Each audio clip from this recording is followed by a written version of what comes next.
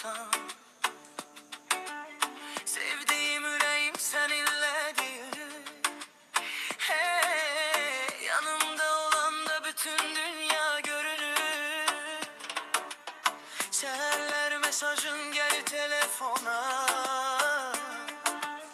Bir tebessüm konur üzüme o anda. Senle gezmeyi başka, senle gülmeyi başka. Her gün seninle hayat olur nağılca. Biraz deli sen bilirim ben bunu, ama seviren haranı ruhunu. Küçelerde adımlayırıq yanaşı, sanki bizim için yazılıp bu mahnı. Ey bak gözlerine düşmüşem ben. Sen gelenden değişi bütün alem. Ne pul ne şöhret ne de başka bir şey. Senin bir gülüşüne değişerem her şey.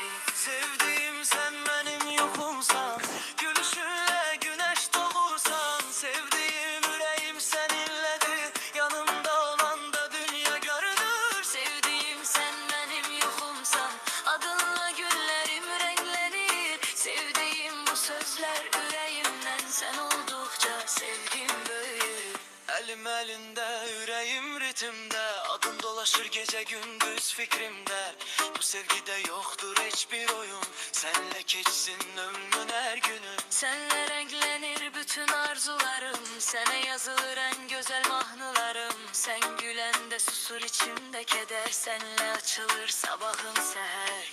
Bir adımın bana dünya kadar yakın. Bir bakışın yeter olur ama Sen benim evimsen, sesimsen, nefesimsen. Bu yürek senden başka hiç kese gitmez. koy zaman aksın biz bele qalaq. Ellerimiz bir yolumuz aydında. Sevgi bela olursa deve temiz, sen gelmem buradayım kalbimde gizli. Sevdiğim sen benim yuxumsan.